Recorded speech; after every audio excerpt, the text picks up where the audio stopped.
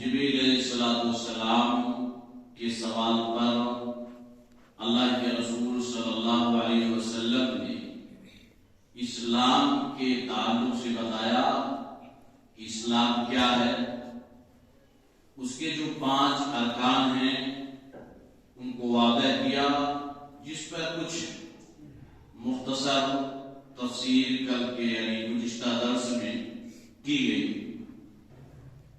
آج جب دوسرا سوال جبریل علیہ السلام نے پوچھا اس کے تعلق سے باتیں ہوں گی انشاءاللہ۔ فرمایا جبریل علیہ السلام نے قال فاخبرنی عن الایمان، اے محمد صلی اللہ علیہ وسلم آپ ہمیں ایمان کے بارے میں بتلائیں کہ ایمان کیا چیز ہے۔ جب جبریل علیہ السلام نے ایمان کے بارے میں پوچھا تو اللہ کے رسول صلی اللہ علیہ وسلم نے باطنی جو اعمال ہیں جن کا تعلق اعتقاد سے ہے، عقیدہ سے ہے، اس پر جواب دیا اللہ کے رسول صلی اللہ علیہ وسلم نے عن الایمان، ایمان کے بارے میں۔ ایمان کیا چیز ہے؟ ایمان کے معنی ہے تصدیق کرنا، یقین کرنا، پختہ ارادہ۔ یقین یہ لغت میں ایمان کے معنی ہے۔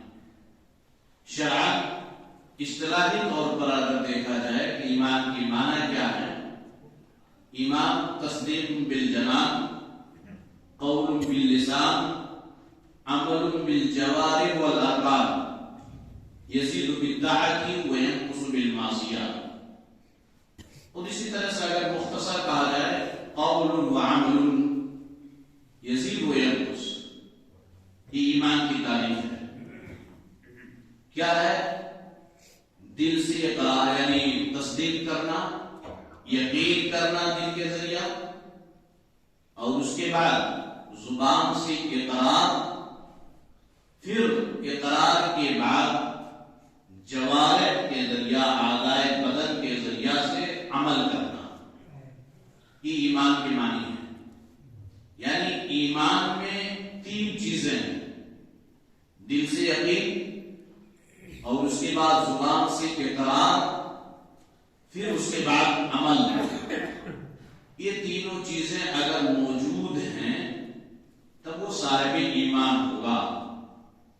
اگر کوئی شخص صرف زبان سے اقرار کر لے، عمل نہ کرے، تو گویا کہ کامل ایمان نہیں ہے، مکمل ایمان والا نہیں ہے۔ تینوں چیزیں ہونی چاہیے، اعتقاد بھی دل سے، اور زبان سے اقرار بھی ہے، اور اقرار قول القلب و عمل، یہ ساری چیزیں تفصیل طلب ہیں، اور اس کے بعد عمل، یہ تینوں چیزیں ضروری ہیں۔ اور یزید بالطاعۃ وینقص بالمعصیہ، ایمان گھٹتا بڑھتا ہے، جیسا کہ قرآن کریم اور حدیث رسول صلی اللہ علیہ وسلم میں موجود ہے۔ اطاعت کرنے سے ایمان بڑھتا ہے، معصیت اور گناہ کے کام کرنے سے ایمان گھٹتا ہے۔ حدیث رسول صلی اللہ علیہ وسلم موجود ہے، اور اس میں بہت سارے فرقے، بہت ساری جماعتیں یعنی راہ راست سے ہٹ چکی ہیں، جن کا عقیدہ ہے کہ ایمان گھٹتا بڑھتا نہیں ہے۔ لیکن حقیقت میں اہل سنت و جماعت کا جو عقیدہ ہے وہ یہی ہے کہ ایمان اعمال صالحہ کے کرنے سے بڑھتا ہے، اور سیئات اور گناہ کے کام کرنے سے گھٹتا ہے، اور یہی عقیدہ اہل سنت اور جماعت کا۔ اور عمل ایمان میں داخل ہے، یعنی اگر انسان صرف زبان سے اقرار کر رہا ہے اور عمل صالح نہیں ہے، عمل نہیں ہے، تو کوئی فائدہ نہیں ہوگا۔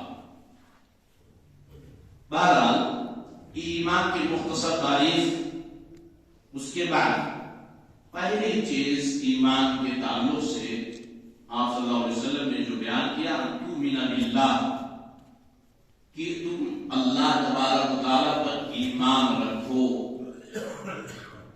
اللہ تبارک و تعالی پر ایمان یہ ارکان ایمان کے اساس اور بنیاد ہے، کیونکہ اس کے بعد کے جو ارکان ہیں، کتابوں پر ایمان، فرشتوں پر ایمان، رسولوں پر ایمان، آخرت پر ایمان، تقدیر کے خیر اور شر ہونے پر ایمان، اسی وقت جب انسان کا ایمان اور عقیدہ مکمل اللہ تبارک و تعالیٰ کا ہوگا تو ارکان ایمان 6 ہیں، اور پہلا جو رکن ہے وہ ایمان باللہ، اللہ تبارک و تعالیٰ پر ایمان۔ اللہ تبارک و تعالیٰ پر ایمان بہت چیزوں کو اپنے اندر سموئے ہوئے ہے، بہت ساری چیزیں اس کے اندر شامل ہیں۔ اللہ تبارک و تعالیٰ کے ربوبیت کے تعلق سے کہ اللہ تبارک و تعالیٰ کو رب ہونے میں اکیلا سمجھا جائے، اس کے افعال میں، اس کے تدبیر میں، خالق ہونے میں، رازق ہونے میں، تمام چیزوں میں اللہ تبارک و تعالیٰ کو اکیلا سمجھا جائے کہ وہ تنہا ہے، اس کا کوئی شریک اور ساجی نہیں۔ یہ ہے توحید ربوبیت۔ افعال میں اللہ تعالیٰ کے افعال میں اللہ تعالیٰ کو تنہا سمجھنا، الحمدللہ رب العالمین، اس طرح کی آیتیں قرآن کریم کے اندر موجود ہیں۔ اس کے بعد عبادت میں اللہ تبارک و تعالیٰ کو ایک جاننا، یہ توحید الوہیت، یہ اللہ تبارک و تعالیٰ پر ایمان رکھنے کے تمام لوازمات ملحقات ہیں۔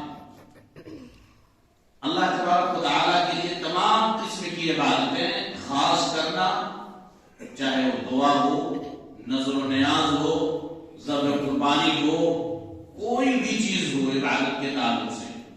اور عبادت جس کو کہتے ہیں اس کی مختصر تعریف کہ اسم جامع لکل ما یحبہ اللہ ویرضاہ من الاقوال الظاہرہ والباطنہ۔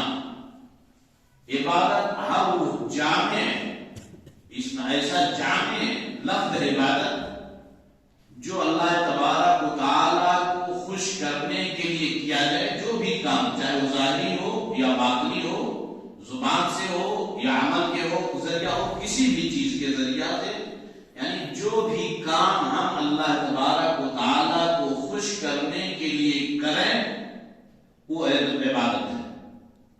اور تمام چیزیں یہ اللہ تبارک و تعالیٰ کے لیے ہونی چاہیے۔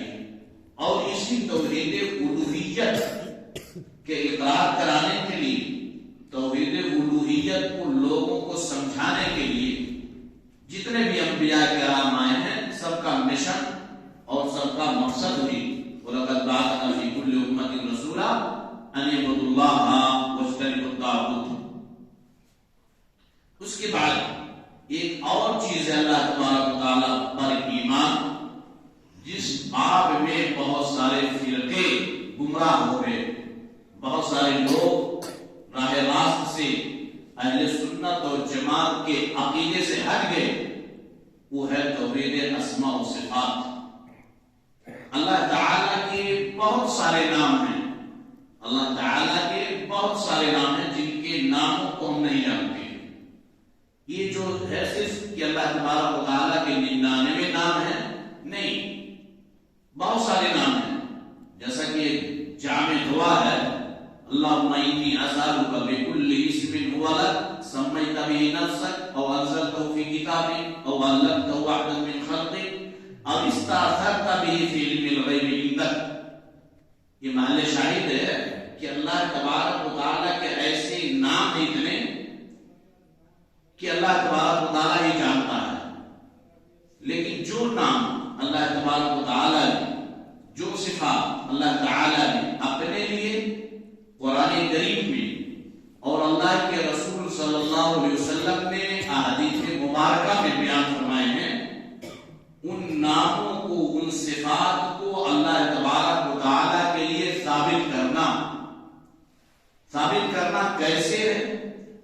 بغیر کسی کیفیت بیان کیے ہوئے، بغیر کسی تمثیل اور تشبیہ کی، اور بغیر انکار کے،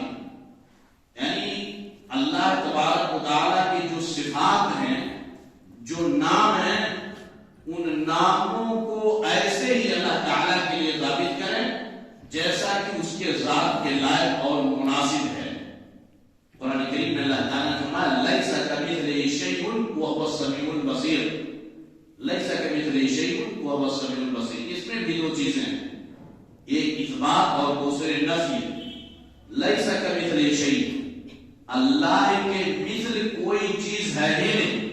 پہلے انکار کرنا ہے، اس کے بعد پھر اثبات کو هو السميع البصير کہ اللہ تبارک و تعالی سننے والا، دیکھنے والا ہے. اللہ تعالیٰ کے بہت سارے صفات ہیں. اللہ تبارک و تعالیٰ کے پاس ہاتھ ہے، پیر ہے، ہنستا ہے، نازل ہوتا ہے، یہ بہت ساری چیزیں ہیں. دیکھتا ہے، سنتا ہے، یہ چیزیں موجود ہیں. اور ان چیزوں کا اعتقاد رکھنا اور یقین رکھنا، یقین جازم، اس میں شک و شبہ کی گنجائش نہیں ہونی چاہیے. یہ اللہ تبارک و تعالیٰ کے اسماء و صفات پر ایمان میں سے ہے. اور اسی تعلق سے بہت سارے فرقے گمراہ ہوئے ہیں. یعنی عقیدہ کے باب میں اسی توحید کی جو تیسری قسم اسماء و صفات ہے، چاہے وہ معتزلہ کا ہو یا معطلہ ہو، جہمیہ ہو، مشبہہ ہو، تمام فرقے ہو، اسی وجہ سے گمراہ ہوئے ہیں. اس طرح سے کیونکہ وہ لوگ جو قرآن کریم کا منہج اور سلف صالحین کا طریقہ ہے، اس راستے سے وہ لوگ ہٹے ہوئے. اور اس کے بارے میں جامع اصول جیسا کہ امام مالک رحمہ اللہ نے فرمایا، جب سوال کیا گیا کہ این اللہ، اللہ کہاں ہے، تو قرآن کریم میں 7 جگہ قرآن کریم میں موجود ہے الرحمن علی العرش استوی. اللہ کے عرش پر مستوی ہونے کی دلیل قرآن میں 7 جگہوں پر موجود ہے کہ اللہ تبارک و تعالی عرش پر موجود ہے. کیسے ہے اس کے بارے میں پوچھنے کی ضرورت نہیں ہے. امام مالک نے کہا الاستواء معلوم والکیف مجہول والایمان به واجب والسؤال عنه بدعہ. استواء کیا چیز ہے وہ معلوم ہے، لیکن کیفیت نہیں معلوم ہے کہ کیسے اللہ تعالیٰ بیٹھا ہے. اور اس پر ایمان رکھنا واجب ہے. اللہ تعالیٰ آسمان دنیا پر ہر رات کو نازل ہوتا ہے، یقین رکھنا ہے، لیکن کیسے نازل ہوتا ہے اس کے بارے میں چیزیں کرنے کی ضرورت نہیں ہے. اللہ کے پاس ہاتھ ہے، کیسے ہے اس کے بارے میں جاننے کی ضرورت نہیں ہے. یہ بہت اہم چیز ہے اللہ تبارک و تعالیٰ کے تعلق سے. تو اللہ تعالیٰ نے اپنے ذات کے لیے جو صفات اور جو نام متعین کیا ہے قرآن کریم میں موجود ہے، احادیث رسول میں موجود ہے، ان ناموں کو اللہ تعالیٰ کے ذات کے جیسے لائق ہے اس طرح سے ثابت کرنا بغیر کسی تکلیف، تمثیل اور تشبیہ وغیرہ کے. یہ کچھ باتیں رہی اللہ پر ایمان کے تعلق سے. اس کے بعد فرمایا وہ ملائکتی ہی، اور اس کے فرشتوں پر ایمان رکھنا.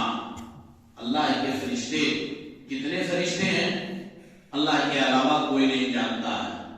یہ نوری مخلوق ہیں، اللہ کے مخلوقات میں سے ایک مخلوق ہے جس کو اللہ تبارک و تعالیٰ نے نور سے پیدا کیا ہے. اور یہ فرشتے وہی کرتے ہیں جتنا حکم اللہ تبارک و تعالیٰ نے دیا ہے. وَيَفْعَلُونَ مَا يُؤْمَرُونَ، جتنا وہ حکم دیا اللہ تعالیٰ نے اتنا ہی کرتے، اس سے کمی زیادتی کچھ نہیں. اب اس میں سے جن کے ناموں کو ہم جانتے ہیں، جن کے اعمال کو ہم جانتے ہیں کہ یہ فلاں کام کے لیے متعین ہے، ان پر تفصیلی طور پر، اور جن کو نہیں جانتے ہیں اجمالی طور پر ایمان رکھنا ضروری ہے. اور اس طرح سے فرشتے ملائکہ اس کے فرشتوں پر، اور یہ اللہ تبارک و تعالیٰ کی نوری جو فرشتے ہیں، تعداد کسی کو نہیں معلوم ہے. ان کی کثرت اس سے معلوم ہوگی کہ بیت معمور جو گھر ہے جہاں 70,000 فرشتے روزانہ طواف کرتے ہیں، اور جن کی باری ایک مرتبہ آئی وہ پھر دوبارہ تا قیامت ان کی باری نہیں آ سکتی ہے. کتنے فرشتے اللہ تبارک و تعالیٰ جانتا ہے. اسی طرح سے حدیث کے اندر موجود ہے کہ قیامت کو جہنم کو لایا جائے گا، اور جہنم کے 70,000 لگام ہوں گے. 70,000 لگام جہنم کے،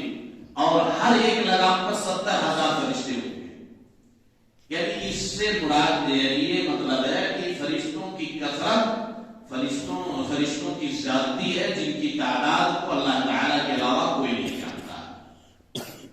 کتبی ہی، اور اس کی کتابوں پر، یعنی اللہ تبارک و تعالیٰ نے جو کتابیں نازل کی ہیں آسمان سے انبیاء کرام پر، ان کی کتابوں پر ایمان رکھنا ضروری ہے، اجمالی اور تفصیلی۔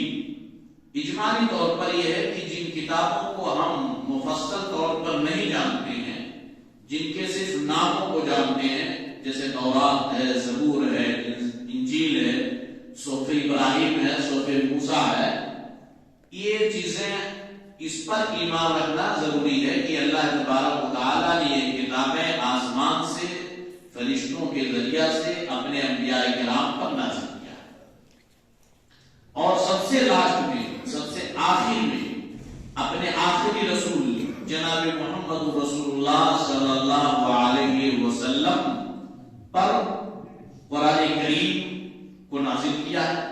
اس پر اجمالی یعنی تفصیلی طور پر ایمان رکھنا ہے کہ قرآن کریم یہ اللہ تبارک و تعالیٰ کی آخری کتاب ہے، اور قرآن کریم میں کسی بھی طرح کی کوئی شک و شبہ کی گنجائش نہیں ہے، جیسا کہ بہت کبھی زیادتی نہیں ہے، اور ہو جبریل نے ایسے ہی نازل کیا جس طرح سے جبریل علیہ السلام نے اللہ تبارک و تعالیٰ سے سنا ہے، اور سننے کے بعد اللہ کے رسول صلی اللہ علیہ وسلم پر نازل کیا ہے، اور اللہ کے رسول صلی اللہ علیہ وسلم نے بغیر کسی کمی زیادتی کے اپنی امت تک پہنچایا ہے، اور یہ آخری کتاب کلام اللہ ہے، اللہ کا کلام ہے۔ یہاں بھی بہت سارے لوگ گمراہ ہو گئے ہیں، اہل سنت و جماعت کے عقیدہ کو چھوڑ دیا ہے، بہت سارے لوگ قائل ہیں کہ قرآن مخلوق ہے، اللہ کا کلام نہیں ہے، جبکہ قرآن کریم میں موجود ہے وَكَلَّمَ اللَّهُ مُوسَىٰ تَكْلِيمًا، اللہ تبارک و تعالیٰ نے کلام کیا ہے، بات کیا ہے، اور جبریل علیہ السلام نے اللہ کے کلام کو سنا ہے۔ یہ نہیں کہ اللہ تعالیٰ نے جبریل کے دل میں کوئی بات ڈالی، جبریل نے آ کر کے محمد صلی اللہ علیہ وسلم کے دل میں بات ڈالی، نہیں، اللہ کے ذریعہ جبریل نے کلام الہی قرآن کریم کو مکمل سنا ہے، اور سننے کے بعد اللہ کے رسول صلی اللہ علیہ وسلم تک پہنچایا ہے۔ اور اس مسئلے میں امام اہل سنہ امام احمد بن حنبل رحمہ اللہ نے کتنی اذیتیں تکلیفیں برداشت کی ہیں، صرف اس وجہ سے کہ انہوں نے مکمل کہا ہے، حتمی طور پر، اور جتنی بھی پریشانیاں آئیں تمام پریشانیوں کو جھیلتے ہوئے کہا کہ قرآن اللہ کا کلام ہے۔ اس وقت معتزلہ وغیرہ بہت سارے جو گمراہ قسم کے لوگ تھے، یہ منوانے کی کوشش کی تھی کہ آپ کہہ دیں کہ قرآن مخلوق ہے، اللہ کا کلام نہیں ہے، لیکن اللہ تبارک و تعالیٰ ان پر رحم کرے کہ انہوں نے تکلیفیں برداشت کر لی، کوڑے کھا لیے، لیکن یہ زبان سے اقرار کرنا پسند نہیں کیا کہ قرآن مخلوق ہے، ہر دم کہتے رہے کہ قرآن اللہ تبارک و تعالیٰ کا کلام ہے۔ اور یہ بھی یقین ہونا چاہیے کہ قرآن کریم کے اندر جتنی بھی کوششیں کی جائیں اور کر رہے ہیں لوگ کہ اس کے اندر تحریف و تبدیل کر دیں، نہیں کر سکتے، کیونکہ اس کی حفاظت کی ذمہ داری قرآن کریم کی اللہ تعالیٰ نے لے رکھی ہے۔ اِنَّا نَحْنُ نَزَّلْنَا الذِّكْرَ وَإِنَّا لَهُ لَحَافِظُونَ، تا قیامت قرآن کریم کے اندر تبدیلی نہیں ہو سکتی ہے، وہ من وعن ویسے ہی موجود ہے جیسے اللہ کے رسول صلی اللہ علیہ وسلم کے دور میں دو تفسیروں کے درمیان قرآن کریم موجود۔ تو یہ قرآن کریم اور آسمانی کتابوں کے تعلق سے ہے، اور اس کے بعد وہ رسول ہی اور اس کے رسولوں پر، یعنی اللہ تعالیٰ کے جتنے رسول ہیں سب پر، جن کو ہم جانتے ہیں، جتنا جانتے ہیں اس اعتبار سے، اور جن کو نہیں جانتے ہیں ان پر بھی اجمالی طور سے ایمان رکھنا ضروری ہے۔ اللہ تبارک و تعالیٰ نے بہت سارے انبیاء اور رسول بھیجے ہیں دنیا کے اندر. تمام انبیاء کے اوپر یہ ایمان رکھنا کہ جتنے بھی انبیاء کرام کو اللہ تعالیٰ نے بھیجا ہے تمام کے تمام اللہ تعالیٰ کے برگزیدہ چنیدہ اور اللہ تعالیٰ کی نیک بندے تھے، اور تمام لوگوں نے اپنے پیغام کو جو انہیں دیا گیا اور اللہ کے رسالت کو پیغام کو جو ان تک پہنچا انہوں نے اپنی امت تک پہنچا دیا ہے بغیر کسی کمی اور زیادتی کے. اور یہ بھی دیکھیں کہ اگر ہم کسی ایک نبی کا انکار کریں گے تو گویا کہ پورے انبیاء کرام کا انکار ہے. قوم ہود اور قوم عاد وغیرہ کے تعلق سے، قوم ثمود کے تعلق سے دیکھیں قرآن کریم میں کہ اللہ تعالی نے کہا جب یعنی کذبت عاد المرسلین، قوم عاد نے مرسلین کی تکذیب کی. مرسلین کی جمع کا صیغہ ہے، یعنی تمام انبیاء کرام کی قوم نے تکذیب کی جبکہ ان پہ ایک نبی بھیجے گئے. اس لیے ایک نبی کا انکار کرنا تمام انبیاء کرام کے انکار کرنے کے مترادف برابر ہے.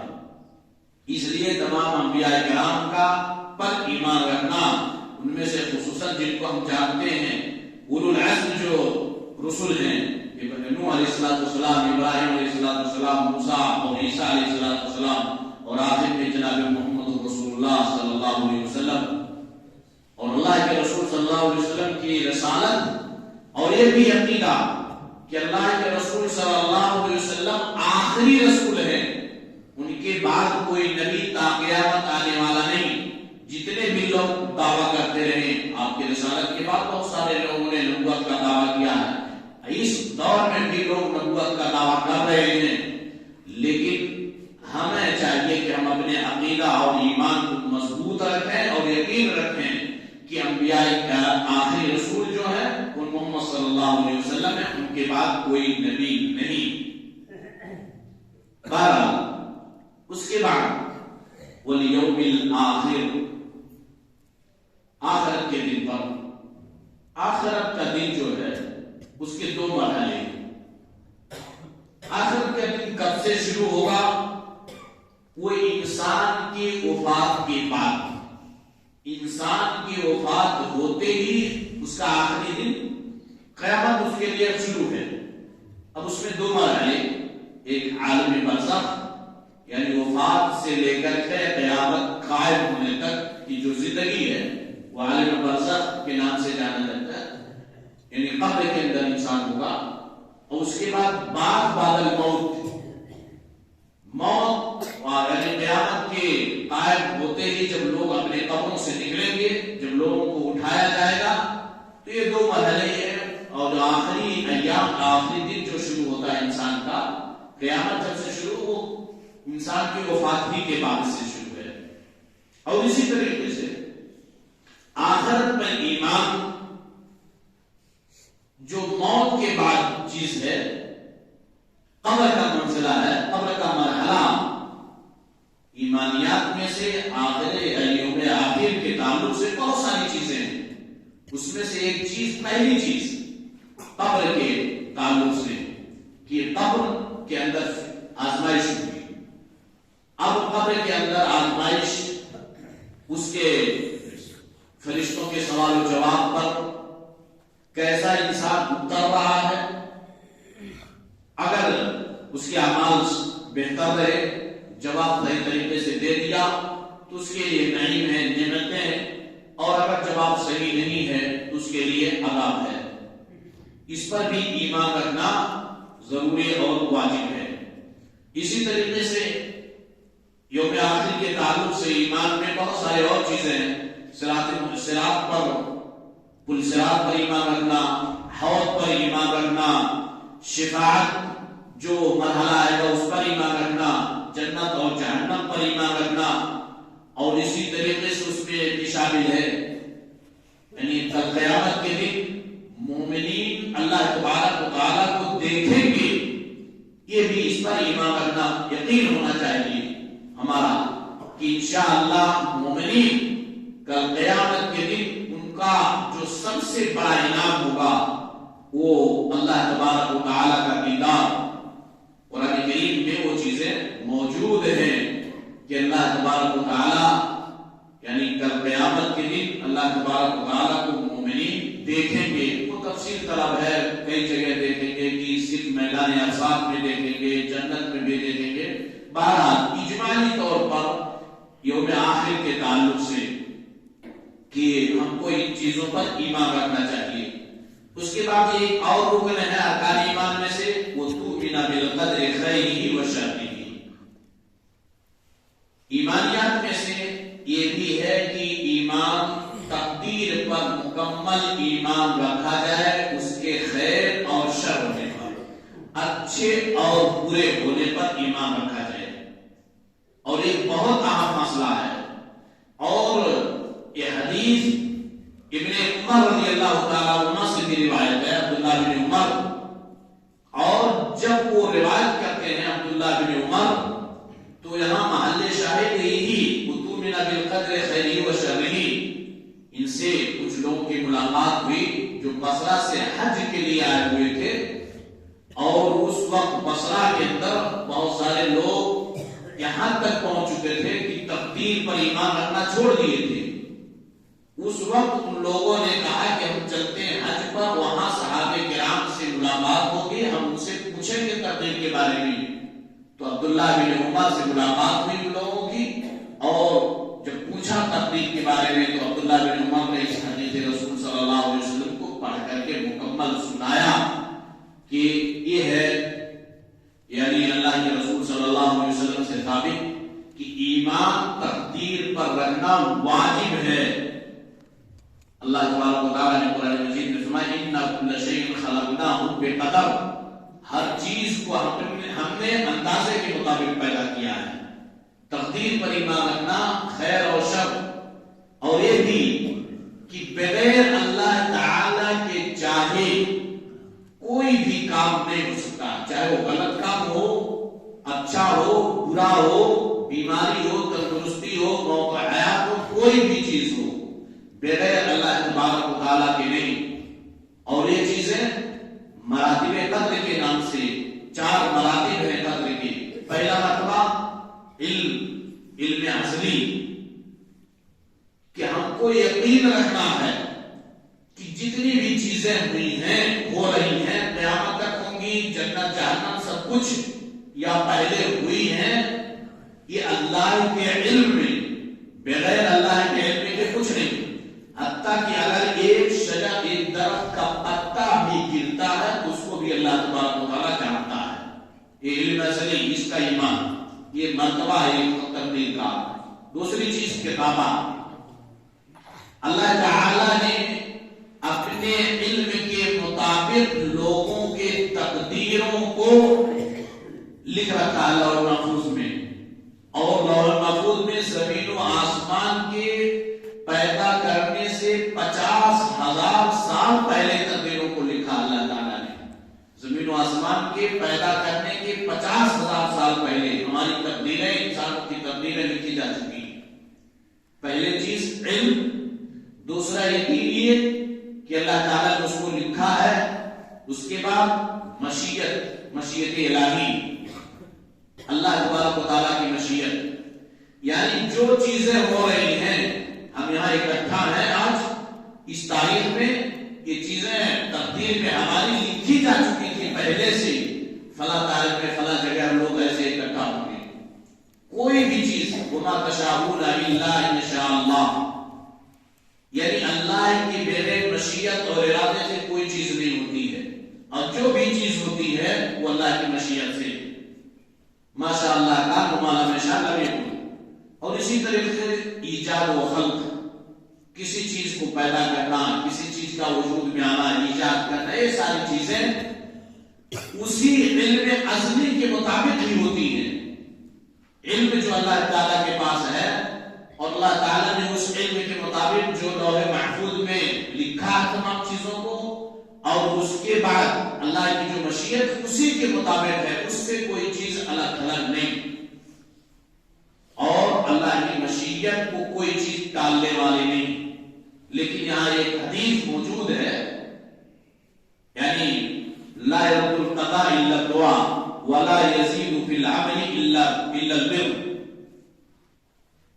کہ قضاء اور قدر کو دعا ٹال سکتی ہے، اور اسی طرح سے صلہ رحمی کرنے سے، حسن سلوک کرنے سے انسان کی عمر کے اندر زیادتی ہو جاتی ہے۔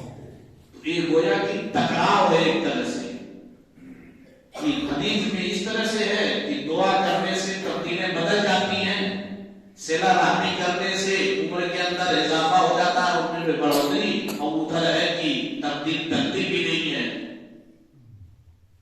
مختصر اس کا جواب یہ ہے کہ جو بھی کام ہم کر رہے ہیں، ہم دعا کے لیے ہاتھ اٹھا رہے ہیں، دعا کر رہے ہیں اللہ تبارک و تعالیٰ سے کہ ہماری مصیبت کو ٹال دے، پریشانی کو ٹال دے، ساری چیزیں، تو وہ بھی چیزیں تقدیر میں اللہ کے علم کے مطابق لکھی جا چکی ہیں کہ ہاں اس طرح سے انسان کے اوپر پریشانی ہوگی، اور انسان دعا کرے گا اس کی پریشانی ختم ہو جائے گی، اس کی تقدیر بدل جائے گی، یا صلہ رحمی کرے گا اس کی عمر کے اندر اضافہ ہو جائے گا۔ یعنی کوئی بھی ہمارے حرکات اور سکنات، کوئی بھی چیزیں بغیر اللہ کی مشیت سے نہیں ہو سکتی ہے۔ قرآن کریم میں اس طرح کی آیتیں موجود ہیں، اور آپ کے رسول صلی اللہ علیہ وسلم نے بہرحال یہ جبریل علیہ السلام کے سوال، دوسرے سوال کا جواب رہا ایمان کے تعلق سے، اور اس کے بعد یہ چیزیں جب اللہ کے رسول صلی اللہ علیہ وسلم نے بتا دیا، جواب دے دیا، تو جبریل علیہ السلام کہہ کریں قال صدقتا، آپ نے سچ فرمایا۔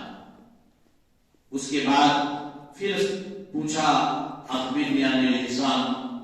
اب اس کے تعلق سے انشاءاللہ تعالی آئندہ درس میں باتیں ہوں گی۔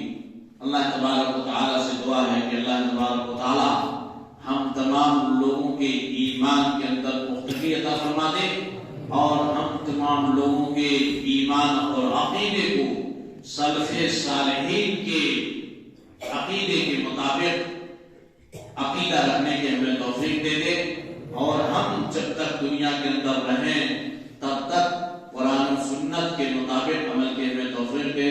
اقول قولی ھذا استغفر اللہ لی ولکم ولسائر المسلمین فاستغفروہ انہ هو الغفور الرحیم۔ والسلام علیکم ورحمۃ اللہ وبرکاتہ۔